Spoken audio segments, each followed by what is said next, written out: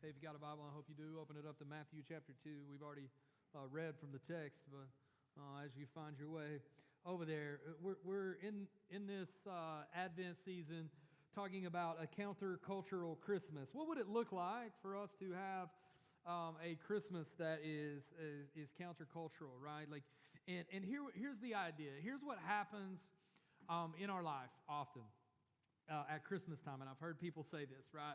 They're like, man, I can't wait till January. Like right now, they're like, I can't wait till January. Like, why? You ask them the question, why? And they're like, just to get Christmas over with, right? Because Christmas can be fast-paced. It can be, oh man, it can just be so much. And like, right, you can get to the end of it and want to do this thing right here where you just wipe your brow and you say, I'm glad we're past that. I'm glad that's over with. And that can happen because of family, all kinds of things. But here's one thing that I was reading about this week, and maybe this is part of what contributes to all of these things, is here's the deal. Thanksgiving Day and Black Friday spending were up 8.8% and 10.2% over year to year. Thanksgiving Day, $6.1 billion were spent by U.S. Americans. Black Friday, $10.8 billion. Small Business Saturday, $5.3 billion. Sunday was $5.6, and Cyber Monday was $13.3 billion, totaling up to a just astronomical number of $41 billion spent in the U.S. over a 5-day period. Now, what I'm not doing is like rearing back and just throwing stones like you've probably, like, bro, if you're going to shop, like, get the deals. I'm for that, right? Yeah, talk to Elizabeth. We're about that deal shopping. I'm for it. However, and some of you, like, I know some of you in here, like, the Black Friday, like getting up early and going after it and getting out there, not like murdering people while you do it, but like there's a part of it that's fun for you and you enjoy it and you have like family that you do it with and whatever. If that's you, you're a psychopath. And no, I get it. I understand. And if that's you, I'm totally kidding. And so what I'm not doing is throwing stones, because here's some good news. Giving Tuesday, there was $3.6 billion given on Giving Tuesday. So, and you're like, well, that's on a small number in comparison. However, like, let's be real. I don't expect the culture to model Christians. And like, at $3.6 billion, I'm celebrating. This is good. This is good. However, you hear me talk about this. The culture that we live in is like a stream. It's like a river, right? And when you stand in a river, if you've ever been fly fishing, right, trying to stand still in there with your waders on and not move, there's something pulling on you. It's called a current. And it's pulling you. And you have to actively stand against it in order not to get swept down. If you're just floating in the river, you get carried down with the current. Right? And that's what culture is like. So if this is our culture, we have to be humble enough to look at it and say, we're probably affected by that a little bit. About the maybe the chaos, and one of the reasons why we're like, I'm glad Christmas is over with, is because this thing where it's all about the gifts and more contributes to this. It contributes to this. And as I was thinking about this passage in the speaking about the wise men, I want to read a portion of this, and I want to talk about it for just a second. It says, after Jesus was born in Bethlehem of Judea in the days of King Herod, pause. King Herod, first of all, if you know anything about King Herod, I just want to give you a quick history lesson. One, like, just right off the bat, just let me say, before I say anything else, like, this is the umbrella in which we want to talk about King Herod. He was an awful human being, okay? And he is what all of us have the potential to be, just to be frank with you. And so don't be throwing stones at him. Like, we need to look inward. Where's our King Herod in us? However, here's the thing. He was also quite an incredible leader and business owner. His family had a complete monopoly of the spice trade during this day. If you know anything about spices in the first century, they contributed to the well-being of everything. Everything. It was the primary thing. It was the diamond of the day, okay, in that sense. It was the most valuable thing. And his family absolutely controlled it, okay? And so he's a good businessman. He knew how to knock out all of his competitors. Whatever, you can say what you want about that, but I'm just saying that's the reality. Then you continue to think about this. He was also an expander. More was his idea. He wanted more and more and more and more. Did you know that King Herod, under his leadership at the port of Caesarea, is the first time concrete was ever put underwater? So he poured concrete underwater for the first time in world history that we know of. And he was able to accomplish these massive building feats. And he did his generation of people. They did a lot of things. The Herod, okay. And so when Jesus comes on the scene, first of all, he's not coming onto the scene in a culture where they're lacking.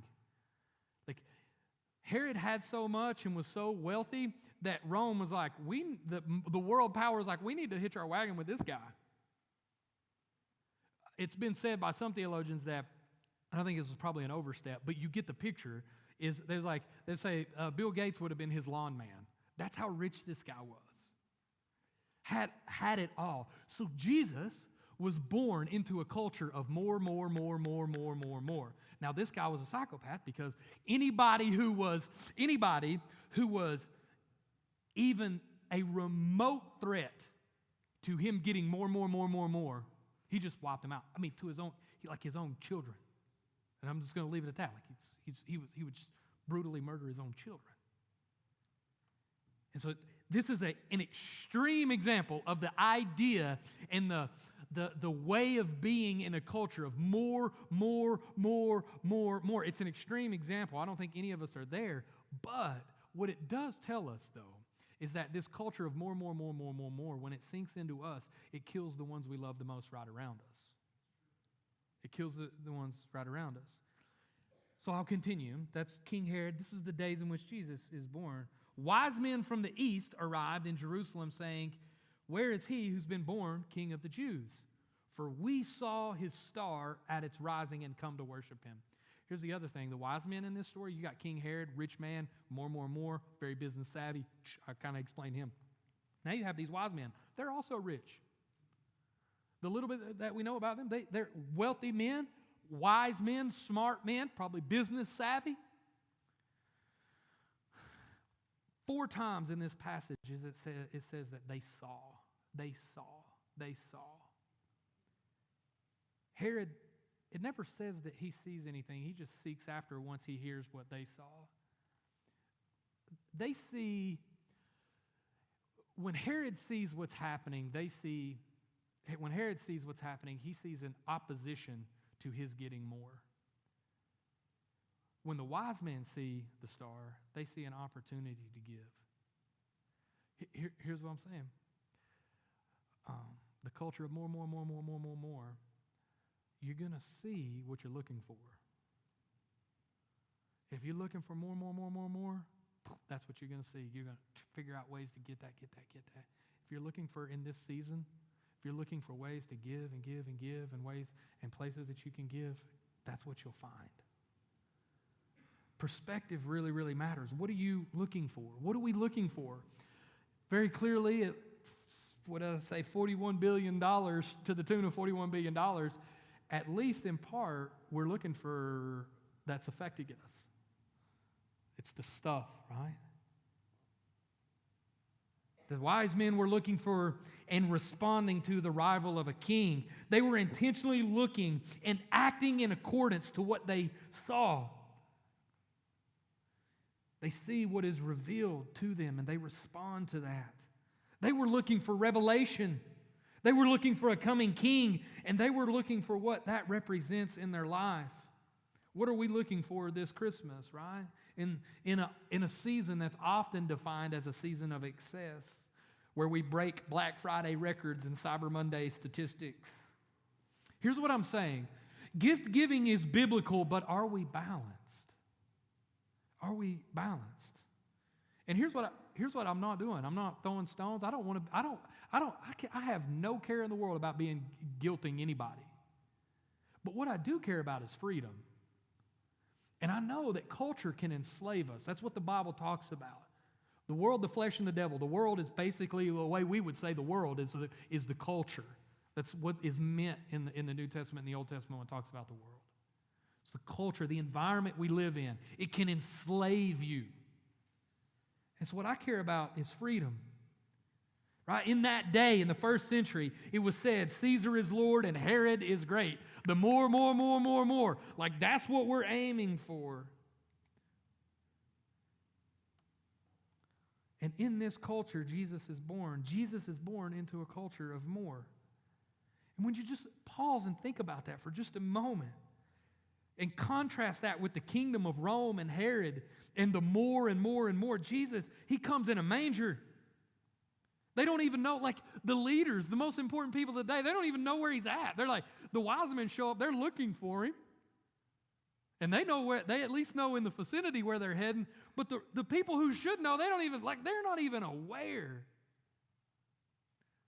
They're looking and never actually seeing what's actually taking place and what's happening right there around them. And think about it. The people who are aware, it's these wise men, and we're like, who are these wise men? They're just like obscure guys who just show up.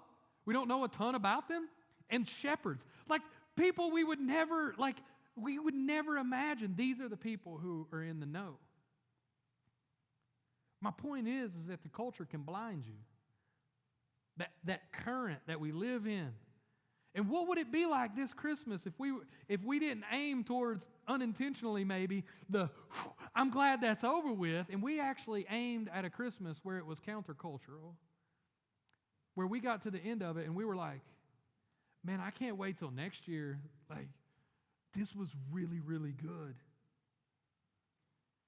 Right? In America, the amount of money we spend, I read this statistic, and y'all know how statistics are. Like, you can make them mean whatever you want, and I get that. And this may be one of these cases. But, like, the fact that someone could even, like, find data and be like, this might be true, is alarming. In America, the amount of money we spend on Christmas is 45 times more than the amount of money it would take to supply the entire world with clean water. I was like, oh, my. I just hope that's not true. But even if that's even true in just like a little sliver, like I feel like we probably got some things we could learn, right? Here's my question. Like, what are you looking for is the idea. What would draw us closer to Jesus? Piling more on top of more? Or, let me just say it this way, maybe spending less. Piling more on top of more. I had a picture, and I'm gonna throw Mitzi under the bus here because she told me that she said, you can throw me under the bus and then back it back up over me. And she had a picture, and it was kind of like this. It was just, they had their Christmas, right? And all of you've been there. You know what I'm talking. You've had this moment where and you walk in and you're like, oh, I had this moment yesterday at my daughter's birthday downstairs. I was like, I told Elizabeth, I said, next year we're just telling all of our friends, we just want you to come to the party. Like, just don't bring gifts. Just like, it's way too much. And I understand gift giving is good. I get it. I understand how good gift giving is, and we should give good gifts and all that. But you ever had that moment where it's like, this is just entirely too much. We went entirely too far with this. This is no longer good. This is no longer good. This has moved away from good to, oh man, just too much. Just too much. So what would draw us closer to Jesus? Piling more on top of more or spending less?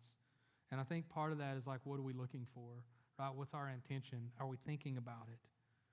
Because here's the truth, man. The culture that we live in, here's the idea. Promises or possessions promise satisfaction. You know what I need is this or that or this stuff, right? But the truth of the matter is your soul is worth so much more than stuff. Who we are, we're not just mindless consumers who are like, watch a video and we're like, yeah, I gotta have it because they said I gotta have it. And I know these are extreme examples, but you've watched those videos and you'd be like, you know what, I would be better if I had that. You felt it. I know you have because I have too. And Elizabeth, will you bring me that piece of paper right there? Watch this. Luke chapter 12, verse 5 says, be on your guard against all kinds of greed.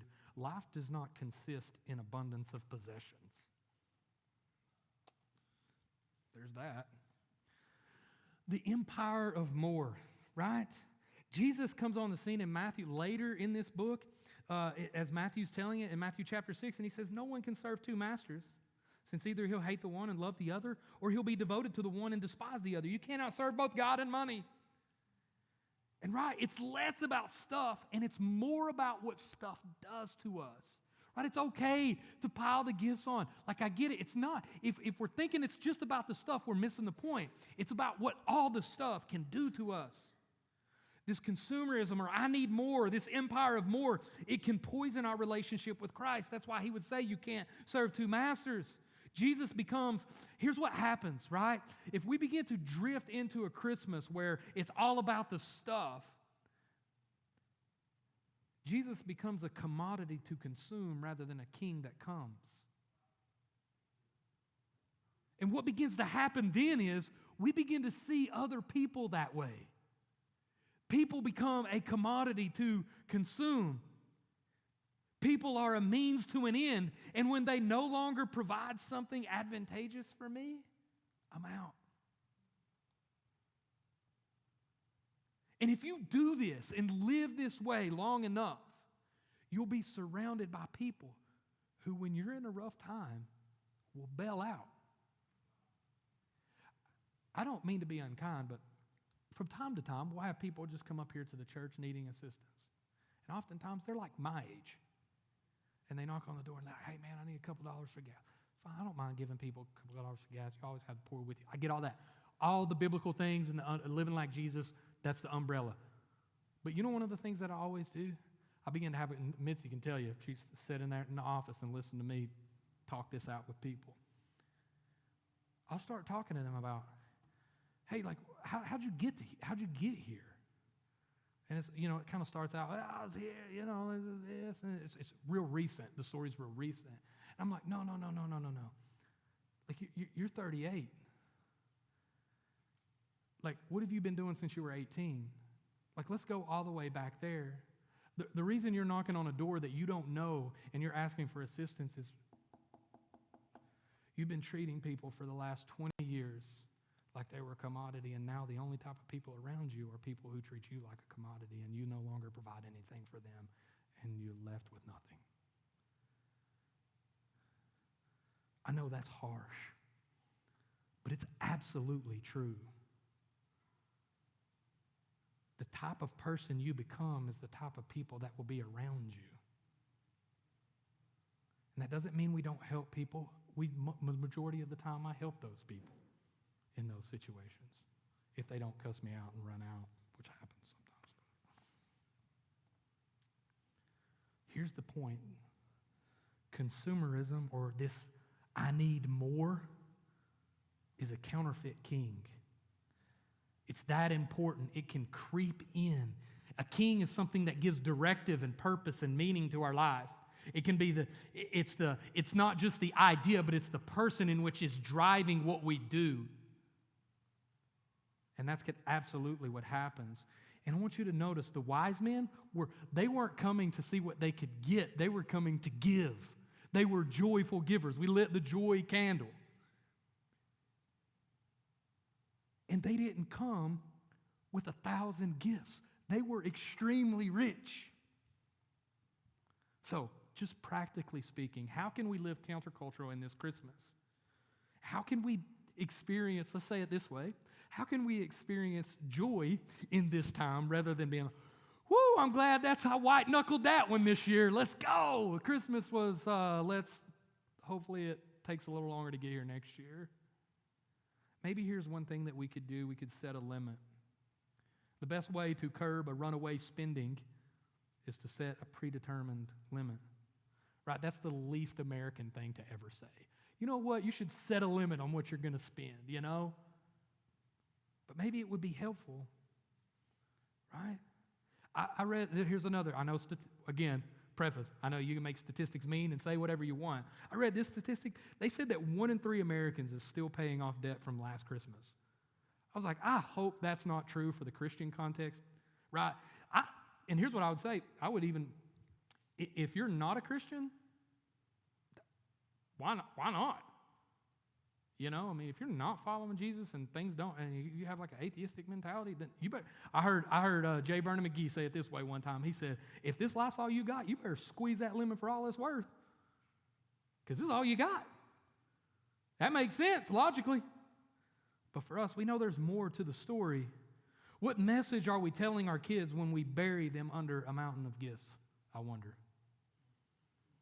With every gift they open, listen to this. With every gift they open, the previous means less and less and less. I'll just be frank. Many of us includes me, are probably guilty of giving our kids too much. It's our jobs as parents to confront the culture of the day with a countercultural gospel.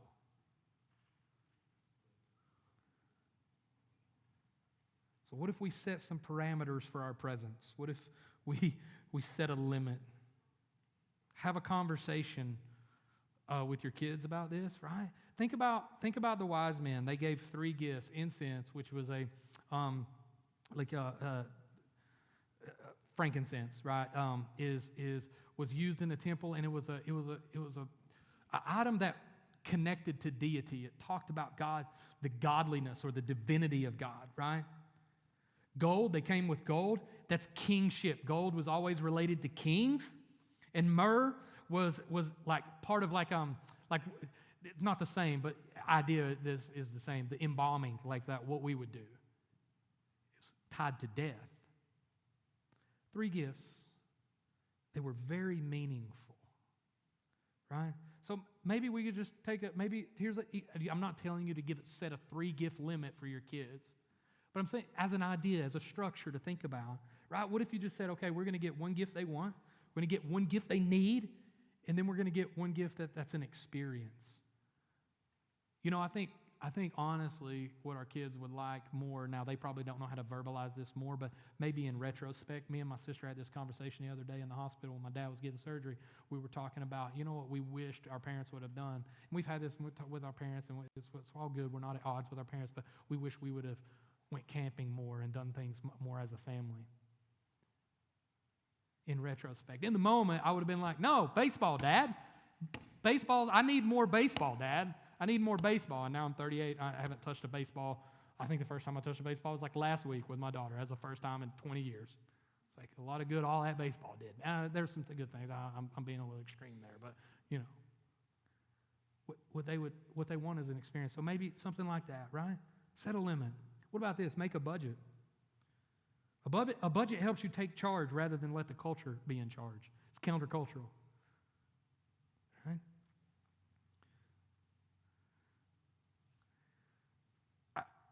I think this is pretty incredible statement.